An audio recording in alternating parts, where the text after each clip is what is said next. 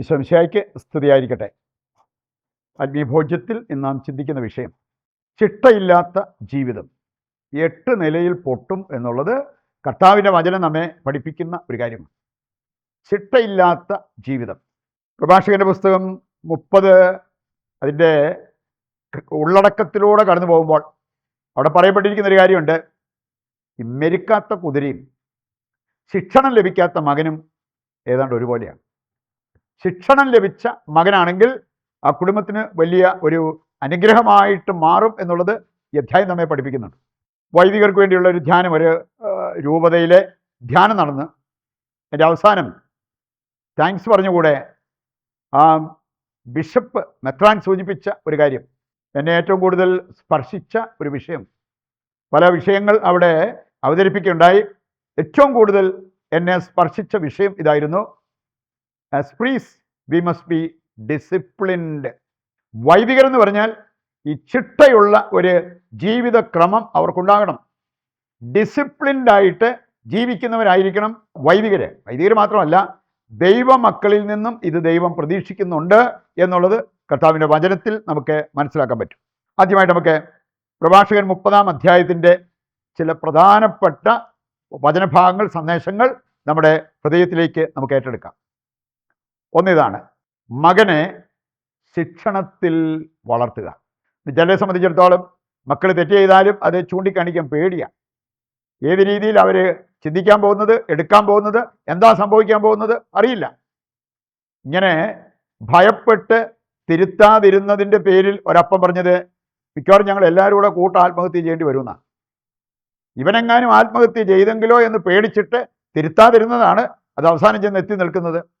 അതുകൊണ്ടാണ് വചനം പറയുകയാണ്, മക്കളെ ശിക്ഷണത്തിൽ വളർത്തുക.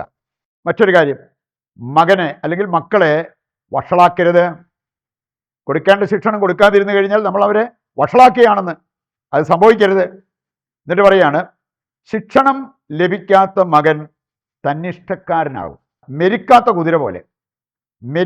കുതിര പോലെ ശിക്ഷണം ലഭിക്കാത്ത മകൻ തന്നിഷ്ടക്കാരനായി മാറും. മറ്റൊരു കാര്യം അവിടെ പറഞ്ഞിട്ടുണ്ട്, അവൻ്റെ തെറ്റുകൾ നീ അവഗണിക്കരുത്. മക്കൾ തെറ്റ് ചെയ്താൽ മക്കളാണെങ്കിലും തെറ്റാണ്, ചൂണ്ടിക്കാണിച്ചു കൊടുക്കണം. നമ്മൾ കാണുന്നുണ്ടല്ലോ, 1 സാമുവേൽ 2-ാം അധ്യായം എടുക്കുമ്പോൾ ഏലി മക്കൾ തെറ്റ് ചെയ്യുന്നത് കണ്ടിട്ട്, ദൈവദൂഷണം നടത്തുന്നത് കണ്ടിട്ട് അവരെ തിരുത്തിയില്ല. ഇനി അതുമൂലം ആ കുടുംബത്തിന് ഏലിയുടെ അന്ത്യം എങ്ങനെയായിരുന്നു എന്നെല്ലാം ഈ അധ്യായം വായിക്കുമ്പോൾ നമുക്ക് മനസ്സിലാവും. അവസാനമായിട്ട് ഒരു കാര്യം കൂടി അവിടെ പറഞ്ഞിരിക്കുന്നത് കാണാൻ പറ്റും. ചെറുപ്പത്തിലെ തന്നെ വിനയം അഭ്യസിപ്പിക്കുക. അവൻ്റെ തെറ്റുകൾ ചൂണ്ടിക്കാണിച്ച് നേരെയാക്കാൻ നോക്കുന്നതോടൊപ്പം വിനയം അഭ്യസിപ്പിക്കുക. ഈ കാര്യങ്ങളൊക്കെയാണ് നമുക്ക് ഈ അധ്യായത്തിലൂടെ കടന്നു പോകുമ്പോൾ കാണാൻ പറ്റുക. മറ്റൊരു പ്രധാനപ്പെട്ട വചനഭാഗമാണ് സുഭാഷിതങ്ങൾ 29:17. സുഭാഷിതങ്ങൾ 29:17. മകന് ശിക്ഷണം നൽകുക, അവൻ നിനക്ക് ആശ്വാസഹേതുവാകും. അതുപോലെ തന്നെ നിന്റെ ഹൃദയത്തെ ആനന്ദിപ്പിക്കും. അവർ ചിലപ്പോൾ പ്രതികരിച്ചേക്കാം, പക്ഷേ ശിക്ഷണം നൽകേണ്ടതുപോലെ നൽകുകയാണെങ്കിൽ അവൻ നിനക്ക് ആശ്വാസഹേതുവാകും. നിന്റെ ആശ്വാസം കെടുത്തതില്ലെന്ന്. അതുപോലെ തന്നെ നിന്റെ ഹൃദയത്തിന് ആനന്ദം പകരും. ഇതിനെന്താ ചെയ്യേണ്ടത്? മക്കൾക്ക് കൊടുക്കേണ്ട ശിക്ഷണം കൊടുക്കേണ്ടതുപോലെ കൊടുക്കണം. രണ്ടാമതായിട്ട് നമ്മൾ തിരിച്ചറിയേണ്ടത്, ശിക്ഷണം ഒരു ശിക്ഷയല്ല. ദൈവം നമുക്ക് ശിക്ഷണം തരുമ്പോൾ നമ്മൾ മറ്റുള്ളവർക്ക്, നമ്മുടെ മക്കൾക്കായിരിക്കാം, മറ്റുള്ളവർക്ക് ശിക്ഷണം കൊടുക്കുമ്പോൾ ശിക്ഷയായിട്ട് കണ്ടാൽ കളം മാറും. ശിക്ഷ അല്ല ശിക്ഷണം എന്നുള്ളത് ദൈവവചനം കൃത്യമായിട്ട് നമ്മെ ഓർമ്മിപ്പിക്കുന്നുണ്ട്. യോഹന്നാൻ 15:2 വായിച്ചാൽ, വെട്ടിയൊരുക്കുന്നതും വെട്ടിമാറ്റുന്നതും ഒരുപോലെയല്ല. രണ്ടും രണ്ടാണ്. വെട്ടിമാറ്റുന്നത് വെട്ടിയൊരുക്കുന്നതല്ല, വെട്ടിയൊരുക്കുന്നത് വെട്ടിമാറ്റലല്ല എന്നുള്ളത് ഈ വചനഭാഗം നമ്മളെ ഓർമ്മിപ്പിക്കുന്നുണ്ട്. വെട്ടിയൊരുക്കുന്നത് എപ്പോഴും നമുക്ക് അനുഗ്രഹപ്രദമാണ്, നമ്മുടെ നന്മയ്ക്ക് ആവശ്യമായിട്ടുള്ളതാണ്.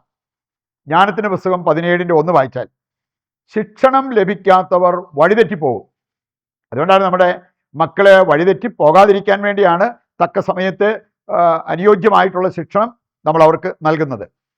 പക്ഷെ നമ്മൾ ശ്രദ്ധിക്കണം, ഇതൊരു ഡിസ്ട്രക്റ്റീവ് ക്രിറ്റിസിസമായിട്ട് പോകരുത്. മറ്റുള്ളവരെ തകർക്കുന്ന രീതിയിലുള്ള കുറ്റപ്പെടുത്തൽ. ചിലപ്പോൾ മാതാപിതാക്കളുടെ ഭാഗത്തു നിന്ന് മക്കളെ കറക്റ്റ് ചെയ്യുമ്പോൾ പോലും അങ്ങനത്തെ ഒരവസ്ഥ വരാം. എഫേസസ് 6:4 വായിച്ചാൽ അവിടെ പറഞ്ഞിട്ടുണ്ട്, മാതാപിതാക്കളെ മക്കളിൽ കോപം ഉളവാക്കരുത്. ആ രീതിയിലല്ല അവർക്ക് ശിക്ഷണം കൊടുക്കേണ്ടത് എന്ന് നാം തിരിച്ചറിയണം. മൂന്നാമതൊരു കാര്യം, ഈ ചിട്ടയുള്ള ജീവിതം അത് വിജയം കാണും എന്നുള്ളത് കർത്താവിൻ്റെ വചനം നമ്മെ ഓർമ്മിപ്പിക്കാൻ. ജീവിത വിജയം വേണോ?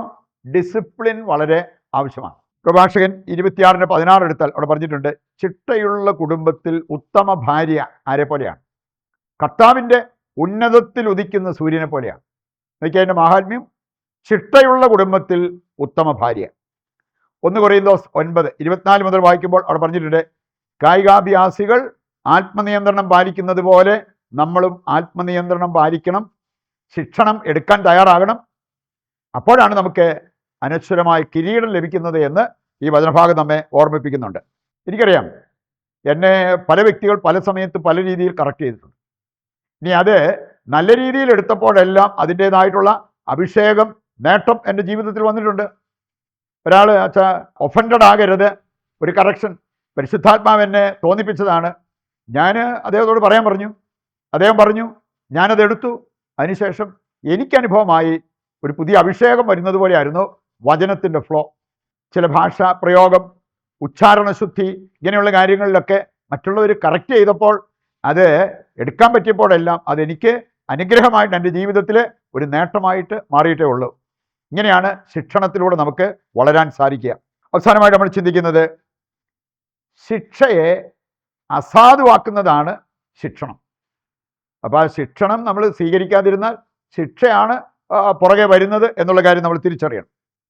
2 മക്കബായർ 6:16 വായിച്ചാൽ അവിടെ പറഞ്ഞിട്ടുണ്ട്, ഒരുപക്ഷെ നിന്റെ ജീവിതത്തിൽ ദൈവം അനുവദിച്ച ചില വിപത്തുകൾ നിനക്കുള്ളൊരു ശിക്ഷണമായിരുന്നു.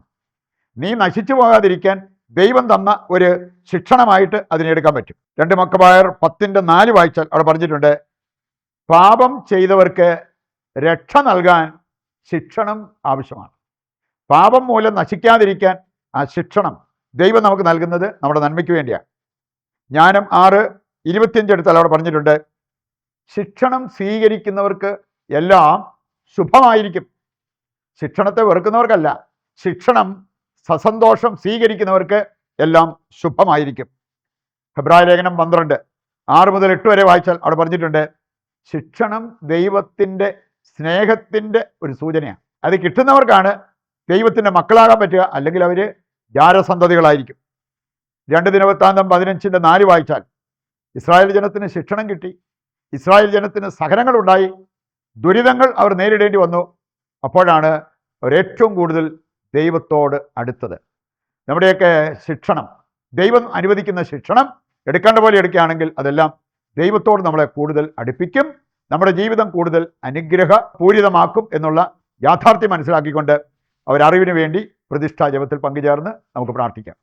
ദൈവത്തിൻ്റെ വചനം ശ്രവിച്ച നമുക്ക് ആ വചന നിറവിൽ നമ്മുടെ എല്ലാ ആവശ്യങ്ങളെയും ഇതിൻ്റെ എല്ലാ പ്രാർത്ഥനാ നിയോഗങ്ങളെയും കർത്താവിൻ്റെ കരങ്ങളിൽ സമർപ്പിച്ച് ദിവ്യകാരുണ്യത്തിൻ്റെ ആശീർവാദം നമുക്ക് സ്വീകരിക്കാം. യേശുവേ നന്ദി, യേശുവേ സ്തുതി, ഹല്ലേലൂയ, യേശുവേ ആരാധന, യേശുവേ നന്ദി.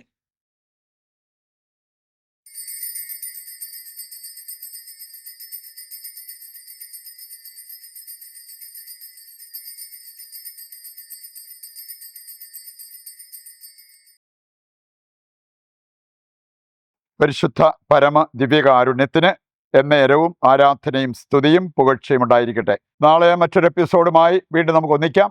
ദൈവം നിങ്ങളെ സമർത്ഥമായി അനുഗ്രഹിക്കട്ടെ.